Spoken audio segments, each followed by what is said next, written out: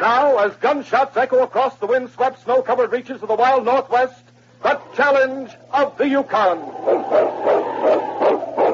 It's Yukon King, swiftest and strongest lead dog of the Northwest, blazing the trail for Sergeant Preston of the Northwest Mounted Police in his relentless pursuit of lawbreakers. On, King! On, you husky! Gold discovered in the Yukon. A stampede to the Klondike in the wild race for riches. Back to the days of the gold rush. Bringing you the adventures of Sergeant Preston and his wonder dog Yukon King as they meet the challenge of the Yukon.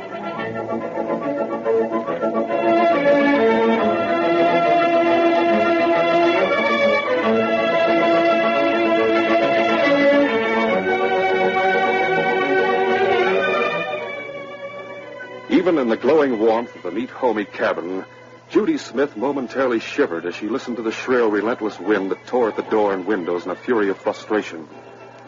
Yet for Judy and for her young husband, Dr. Harvey Smith, the beauty of the Yukon Territory not only held a certain fascination, but also offered a haven of refuge that had brought them peace of mind since they had arrived at Selkirk and moved into the cabin on the outskirts of the Rockus settlement. Judy's attitude of tremulous listening gave way to smiling expectancy as she heard the stamping of feet outside the door. Harvey, darling, you must be just about frozen. Let me help you remove your parka. Thanks, Judy.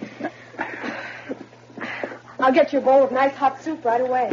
No thanks. But, Harvey, I know you're cold. And a bowl of hot soup. I said I don't want it. Isn't that enough?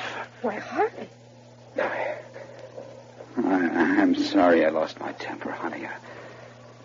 Well, I guess I'm pretty tired. Harvey, tell me something. Tell you what, Judy? Something's wrong, isn't it? Oh, no, honey, don't go worrying about me. I'll be all right. You know, I've been worried about old Pete's condition. Now, wait, Harvey. I know you better than you think. And I've seen you this way before. Now, what's the trouble? Oh, it's this infernal wind and cold and snow and ice. I'm getting fed up with it. No, Harvey, you know that isn't it at all. Why, only yesterday you spoke of how wonderful it was up here. No, there's something else, dear. And I have an idea what it is. What do you mean? I mean that the look in your face can be because of only one thing. He has come to Selkirk. Now, listen here, Judy. I might as well tell you that you're right. He has come here. Arrived this morning. Oh, Harvey. Why? Why can't he let me alone? I thought we'd be free of him up here in the far north. Then just when I begin to feel free again, I see him. Watching. Wait. I know, Harvey, but you can't let him affect you this way. Don't you realize that's exactly what he wants? Yes, I know that. Harvey, darling, we've got to face it.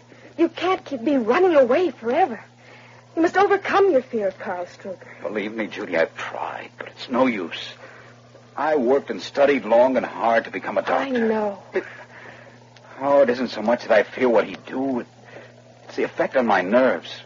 I need steady nerves, a steady hand in my work. Of course you do.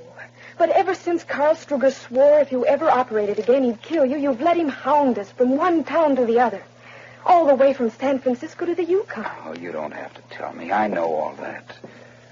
Let's sit down calmly and talk it over, Harvey. Talk won't do any good. But you must face the facts.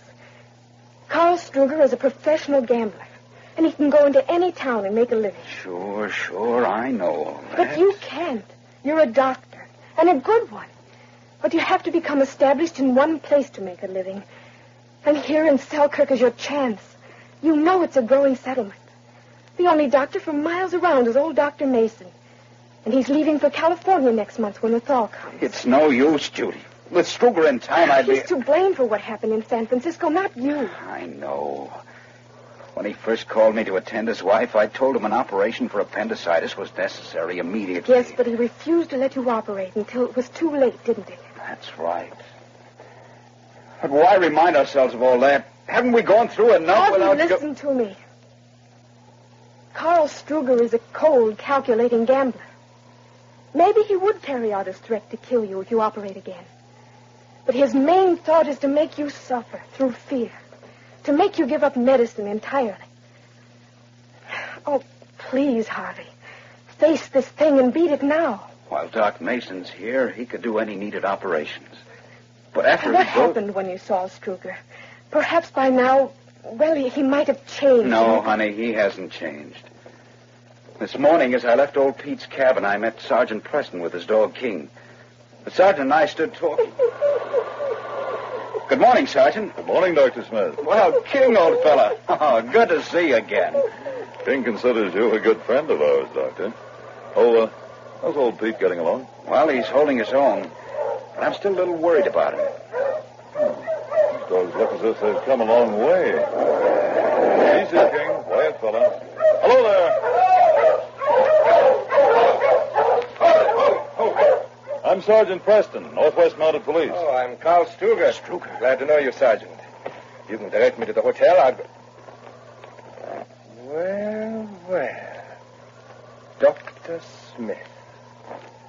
What a coincidence we should meet way up here in Selkirk. Oh, then you men have met before. Yes, Sergeant, we have. In San Francisco 2 years ago. That's right.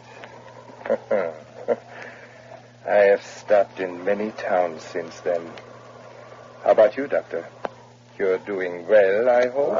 King, quiet, boy. Oh, your doggy doesn't like strangers, perhaps, That depends, Struger. Going to stay in Selkirk long? Well, that's hard to say. But perhaps now that I've found Dr. Smith living here, I might be tempted to stay at least until he should happen to leave. I see. I like Selkirk, Struger. My wife and I are happy here. And very much needed, too. How interesting. Perhaps I should have taken up the study of medicine instead of professional gambling. Though I prefer to gamble with money rather than with life. Listen here, Struger, I'm listening, my friend. Never mind. Sometimes I do not understand you, Doctor. Though I feel sure you understand me. Well, I must be getting along. Go straight ahead, Struger. The hotel's that 2-story building at the end of the street there. Thank you kindly, Sergeant. I will see both of you again soon. You don't like him either, King. Doctor, I noticed... Sergeant, I hope you'll excuse me. I must be getting along. I have a few more patients to call on this morning. And as I walked away, even Sergeant Preston knew there was something wrong. Judy, I can't stand it any longer. We'll just have to move on to some other place, and I'll give up medicine once and for all. The following evening, Sergeant Preston, with a magnificent dog King at his heels, entered the Selkirk trading post. Come, King. Hello, Sergeant. Well, King. You know, if you ever come in here without King at your heels, I'd sort of think that part of you was missing. I guess you'd be right, Jake. Hey, King? Well, what can I do for you, Sergeant? I want some coffee and bacon. Usual amount of each, please. Coffee and bacon. Sure thing. I suppose you heard the news about young Doc Smith, didn't you? News about Dr. Smith? I know I haven't. Well, I guess it ain't got around then yet. What about Dr. Smith, Jake? Well, his wife was in here today. Closed out their account. What? She said they'd be leaving here along about the end of the week. Dr. Smith leaving Selkirk for good? Uh-huh, that's what she said. Sort of looked sad about it, too. Well, we're going to miss him. Especially with old Doc Mason fixing to go south to Frisco in a few weeks. Yes, that'll leave Selkirk without medical attention. Well, put these on my account, Jake. Sure thing, Sergeant. I'll be in again soon. Pumpkin. So long, Sergeant. Goodbye, kids. Good night, Jake. After leaving his purchases at his own cabin, Sergeant Preston and King went out again and walked the short distance to the cabin of old Dr. Mason. Hope Dr. Mason isn't eating supper. It's not good manners to interrupt his meal, huh, fella? Good evening, Dr. Mason. Well, Sergeant Preston and King. Come in out of the wind, Sergeant, and bring King in, too. Thanks. Come on, King. Sit over there by the fire, Sergeant. That wind's mighty sharp tonight. Yes, it is. Lie down, King. Well, is this just a friendly visit, Sergeant, or have you got a ache or pain that you want me to treat? You look quite healthy to me, though. No, Dr. Mason. Fortunately, I feel fine. Matter of fact, I came in to talk to you about Dr. Smith. Dr. Harvey Smith? Say, he's a smart medical man to my way of thinking. I'm mighty thankful there's someone like him to leave behind when I go south. That's just it. I heard from old Jake at the trading post that Dr. Smith is leaving Selkirk the end of this week. What? For good. Leaving Selkirk? But he told me just last week that he likes it up here, and so does his wife. Well, I suppose he's beginning to realize that he can do better in a larger place. In some big city in the States, maybe. Maybe. But I don't believe that's his reason for leaving. You don't, Sergeant? Then why do you think he is leaving? I don't really know. Dr. Mason, well, perhaps if you talk to him, you could persuade him to stay here. We need him in Selkirk. Well, now, if he's set on going, I'm afraid there isn't much that I could say to change his mind. Tell you what, though. Yes? Maybe if we got a committee of men here in town to go to his cabin and talk to him, they might convince him to stay. It might work at that. I'll go to the cafe with you right now, Sergeant, and see if we can get some men to talk to Dr. Smith. I'll put my things on. All right. I'd have to supper's a good time to find most of the men at the cafe. You ready to go, Sergeant? Yes. Go on, King. Go on, fella. Meantime, in the Gold Nugget Cafe, Carl Struger, the gambler, sat dealing cards at one of the tables. I got you this time, Struger. Give me one card. There it is. Yeah, looks like I got him now, boys. All right, Struger. There. I'm betting all I have. Now, Cover. There. Now, let me see what you've got. Sure. How's that? 3 kings, 2 deuces. So, now you take a look at these. 3 aces, 2 deuces.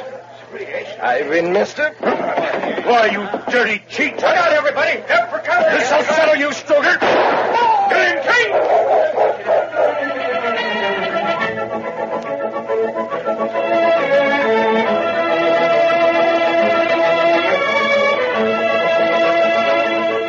We'll continue our story in just a moment.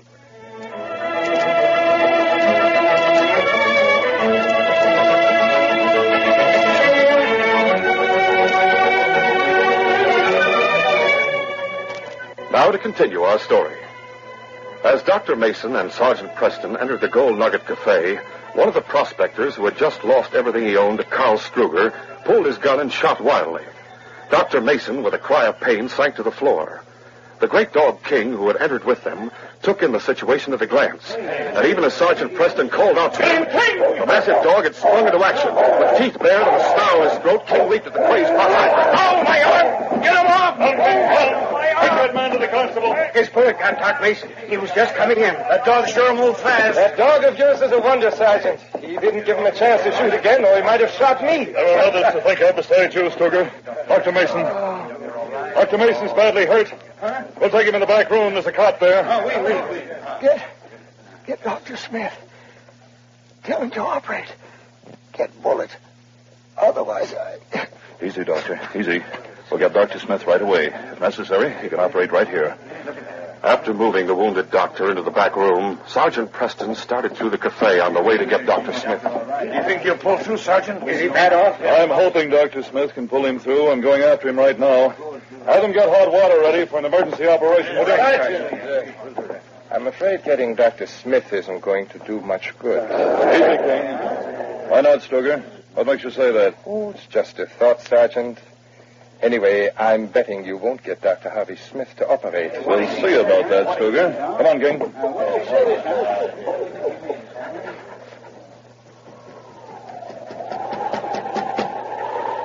There's something about that man, Struger, I don't like. Yes, what is it? Oh, Sergeant Preston, come in. Wait here, King. Mrs. Smith. I came to get the doctor. It's an emergency. Dr. Mason's been critically wounded. Dr. Mason? Oh, no. What's that you say, Sergeant? Oh, get into a park and come to the cafe, Doctor. Did you say Dr. Mason was hurt? I'll get your things, Harvey. Bring all your instruments with you. You may have to operate right away. Operator. But, Sergeant, Your park and your medical kit. Now, you must go, Harvey. You must. I'll help you into your park. But, Sergeant, hold on. Every second counts, Dr. Smith. We have to hurry. Well, I'll go with you and do what I can, Sergeant. But I won't operate. I can't do it. I just can't. Give me the kit, Mrs. Smith. Here it is. Thank you. Come on, Doctor. Hunting. Let's hurry, Doctor.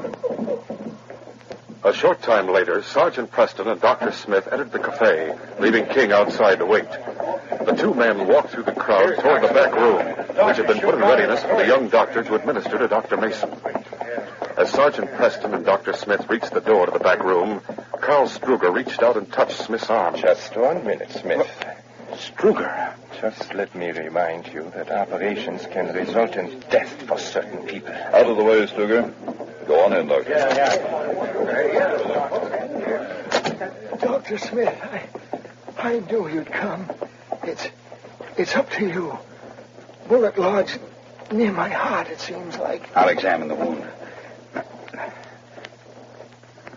Looks bad. Well, what about it, Dr. Smith, do you think? Well, I don't know. Have to operate. Have to work fast. Sergeant, I don't... His life is in your hands, Dr. Smith. Well, All right, Sergeant, I'll do it. I'll need some help. I'll help all I can. Good. We'll have to work fast. Get plenty of hot water. It'll be a delicate operation, but I'll do the best I can. In spite of the gnawing fear that Struger's remark had put in his mind, Dr. Smith worked over Dr. Mason with a steady hand. Sergeant Preston, who was assisting, was filled with admiration by his quick, decisive movements as he went about the delicate operation. Finally, after putting the last bandage in place, Dr. Smith straightened up. Sergeant Preston was puzzled by the odd expression on his face. Well, I finished, Sergeant. You think the operation was successful, Doctor? With the proper care, Dr. Mason will pull through all right. I'll pack my kit now. Dr. Smith, I can't help noticing you don't seem too pleased with your work. Oh, I'm well satisfied with the results, Sergeant. It's just that I was thinking of... What were you going to say? Nothing. Nothing at all, Sergeant. Keep Dr. Mason here for the present. I'll try to see him in the morning. I'll go along home now. Good night. Good night. As Dr. Smith went out into the cafe, Sergeant Preston quickly went out the back door and hurried around front to get King. Meanwhile, Dr. Smith walked slowly through the crowded cafe. Wait a minute, Doc. Well? We're all anxious to know about Doc Mason. Will he be all right, do you think? Yes. The operation was successful. Oh, gosh. We're glad to hear that. It's a lucky thing for us we'll have you here in Selkirk after Dr. Mason gets well, leaves for the States. I may not be here. Not be here? Well, golly, Doc, you have to stay here. We need someone like you. Why did you say a thing like that? Oh, never mind. Forget it. Hold on, Smith.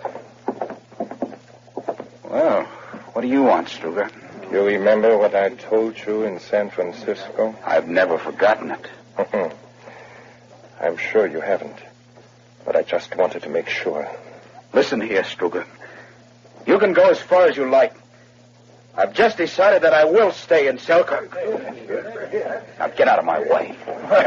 I'm sure glad to hear Doc Smith say he changed his mind about leaving. Yes, of course. But I'm afraid his staying here won't be of any help to the people of Selkirk. What do you mean? I have some business to attend to, so I'll run along now. Good night, gentlemen. Good night. Harvey Smith left the cafe and started walking slowly up the main street toward his cabin. The twilight effect of the UConn night made it bright enough for him to notice the figure that emerged from the cafe behind him. The young doctor knew that the warped mind of the gambler Struger would cause him to carry out the threat that had for so long made his and Judy's lives miserable.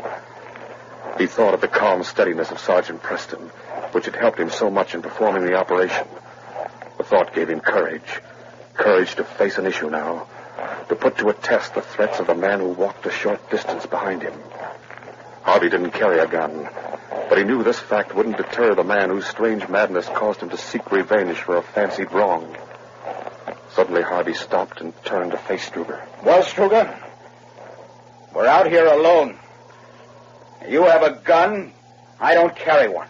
That's too bad, Smith. You know what happened in San Francisco couldn't be helped. Come to your senses. Yes. You killed my wife with your blundering operation, Smith. I warned you that if you ever performed another operation, I'd kill you. I had to operate on Dr. Mason. You would have died. That means nothing to me. The fact that you performed an operation, thus... Now, wait a minute. I've enjoyed following you from place to place, Smith. It pleased me to watch you pull up stakes and move on because you were afraid, yes. I didn't think you'd ever work up the nerve to do another operation. But I'm glad that you did. I've waited for this moment. Struger, you're stark raving mad. Perhaps. But I'm enjoying this moment while you wait for the bullet that'll finish you off. A murderer can't escape the law here in the Yukon, Struger. Then I tell him that I followed you because you killed my wife. The law won't deal too strictly with me. All right, then. Shoot me if you're going to. I can't stand this any longer. Yes, of course.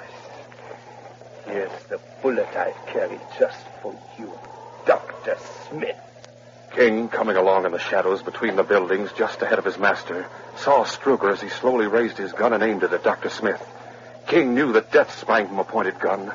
He saw the menacing gesture of the man whom he disliked so much. The great dog, without waiting for an order from Sergeant Preston, streaked across the hard-packed snow and with a deep-throated growl, leaped at Colonel Struger. Take him off! That dog is involved! The impact of King's attack had thrown Struger to the ground. The intelligent dog had grabbed the man's gun arm, and seeing that Struger still held the gun in his hand, King vigorously renewed his attack in an effort to make Struger drop the weapon. He'll kill me! Get him off! All right, King. Now, At the sound of his master's voice, King, trained to obey immediately, released his hold on Struger's arm and stood back snarling. The great dog sensed what Preston couldn't see, that there was still danger. As Sergeant Preston approached, Struger quickly raised up on his arm, leveled his gun at King. I'll kill that dog and you too, Smith. All you want? Sorry, King. I thought he dropped his gun before, boy. You and King have saved my life, Sergeant. Struger was about to... Yes, I know. I expected him to follow you.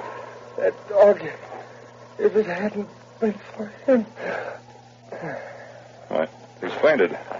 Let's get him to your cabin, Doctor. He's not badly hurt. Right. Followed by King, Sergeant Preston and Dr. Smith carried Struger to Smith's nearby cabin. After putting him on a cot, the young doctor set to work, and working swiftly and expertly, soon finished attending to Carl Struger's wound. The last bandage had just been fastened into place when Struger opened his eyes. What? For a moment, he stared at the faces bending over him. Then, trying to rise, he spoke weakly but savagely. You think that I will believe you saved my life by attending me, Smith? I know my wound was not serious. If you think... Take it easy, Struger. Harvey fixed your wound because it needed immediate attention, Mr. Struger. No, it would have been all right without his interference. He thought I'd forget. Well, let me up. Quiet, King. You're too weak to get up yet, Struger. Yes, but soon I will be better. Yes, thanks to Dr. Smith, who fixed your wound. He thought by operating, making me think that he saved my life, he could get me to give up my intention. Well, he's wrong. He killed my wife back in San Francisco with a blundering operation. Your wound wasn't serious, Struger, but without quick medical attention, it might have been. Yes, and it was the same with Mrs. Struger that time. If she had had an operation when my husband wanted to do it, she would He's have... to blame for her death. That's not true. Just a minute, Doctor. Struger, I've heard the story from Mrs. Smith. If you hadn't been so stubborn and pig-headed at the time, an immediate operation on your wife would probably have saved her life. No. It was you who was to blame for what happened to her. You waited until it was too late before you'd allow an operation. You were to blame, and it's time you came to your senses. I don't know what to say. I was sort of out of my head all this time, I guess. She meant a lot to me. I know that, Struger. When you finally let me operate, I did my best. But you waited too long. Well, I'm sorry, Dr. Smith, for the way I've acted. It was a madness. I couldn't control. Let's forget it, shall we, Struger? Oh, thank you. Thank you. I suppose the sergeant will make out a case against me because I tried to... I don't think that'll be necessary, Struger. King and I had to interfere to prevent you from committing murder. And I think you've learned your lesson. Oh, yes. Yes, Sergeant, I have. Oh, thank heaven. Now Harvey and I can stay here in Selkirk. We need him here, Mrs. Smith. Your husband showed great courage when he operated on Dr. Mason tonight, knowing what the result might be. You gave me the courage to do it, Sergeant. I owe a great deal to you and to King. And you can stay here with us until you're well again, Mr. Struger. Of course you can. Thank you. I thank you, too, Sergeant, for your leniency towards me. That's all right, Stuger. This is one case we'll consider closed right here and now, eh, King?